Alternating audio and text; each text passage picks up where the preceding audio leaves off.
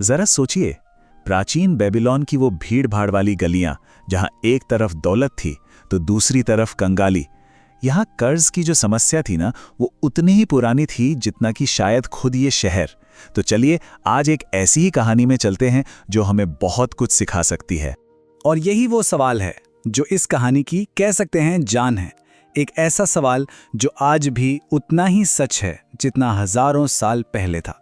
तो चलिए देखते हैं कि कैसे एक इंसान ने इस मुश्किल का सामना किया। ये शब्द किसी और के नहीं बल्कि डबासीर के हैं, जो हमारी कहानी के हीरो हैं। उनके इन शब्दों से ही हमें अंदाजा हो जाता है कि हम किस बारे में बात करने वाले हैं। वित्तीय गैर जिम्मेदारी और उसके अंजाम। तो कहानी का पहला हिस्सा ये डबासीर के बुरे दिनों के बारे में है। मतलब वो कैसे इस कर्ज के जाल में फंसता चला गया। देखिए, डबासीर था तो एक बहुत होनहार काठी बनाने वाला। उसकी एक बहुत अच्छी पत्नी भी थी, लेकिन उसकी ख्वाहिशें ना वो उसकी कमाई से कहीं ज्यादा थीं।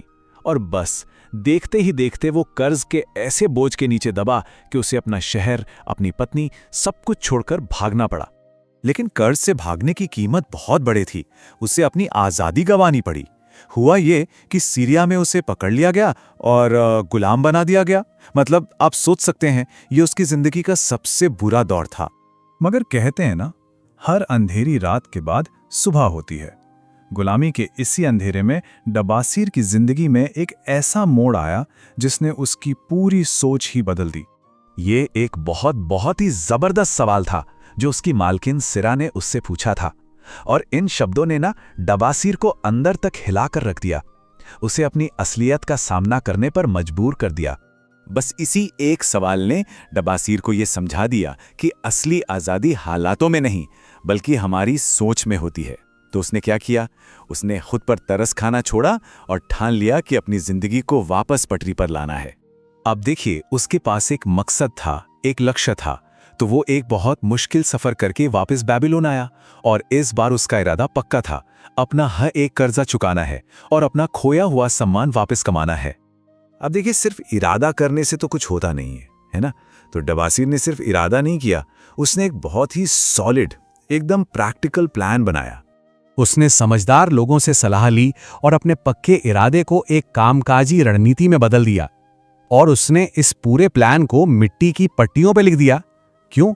ताकि वो हमेशा उसके सामने रहे और वो कभी अपने रास्ते से भटके नहीं। तो आखिर ये प्लान था क्या? बहुत सिंपल, लेकिन कमाल का असरदार। वो अपनी कमाई के 10 हिस्से करता। 7 हिस्से यानी 70% वो अपने और अपनी पत्नी के रहने खाने पर खर्च करता। 2 हिस्से यानी 20% सीधा अपने कर्ज चुकाने में लगाता, और बचा हुआ 1 हिस्सा यानी 10% वो भविष्य के लिए बचाता था। तो इस 70-20-10 के फॉर्मूले के पीछे ना 3 बड़े मकसद थे। पहला, वो जो 10% बचा रहा था वो था भविष्य को सुरक्षित करने के लिए। दूसरा, जो 70% था वो आज की जरूरतों को पूरा करने के लिए था। और तीसरा, जो 20% था वो अतीत की गलतियों को यानी अपने सारे कर्ज को खत्म करने के लिए था। तो प्लान तो बहुत अच्छा था कागज पर, या कहूं मिट्टी की पट्टियों पर क्या वो असल जिंदगी में काम आया? चलिए देखते हैं कि डबासीर की मेहनत का क्या फल मिला। हाँ, शुरुआत बिल्कुल आसान नहीं थी। कुछ लोग जिनसे उसने कर्ज लिया था वो बहुत नाराज हुए, पर डबासीर अपने प्लान पर डटा रहा। और फिर धीरे धीरे महीना दर महीना उसकी मेहनत रंग लाने लगी। कर्ज कम हो रहा था, बचत बढ़ रही थी, और सबसे बड़ी बात, लोगों की नजरों में उसका सम्मान वापस आ रहा था। जरा ये बदलाव देखिए, कहां वो एक निराश बेइज्जत गुलाम था और कहां अब वो एक हिम्मत वाला, इज्जतदार और अमीर इंसान बन गया था। ये सिर्फ पैसों का बदलाव नहीं था, समझ रहे हैं? ये तो उसके पूरे वजूद का, उसकी पूरी शख्सियत का बदलाव था। डबासीर ने खुद अपने प्लान की ताकत के बारे में क्या खूब कहा है। मतलब उसने ये साबित कर दिया कि अगर आपके सिद्धांत सही हैं तो कोई भी अपनी आर्थिक हालत को बदल सकता है।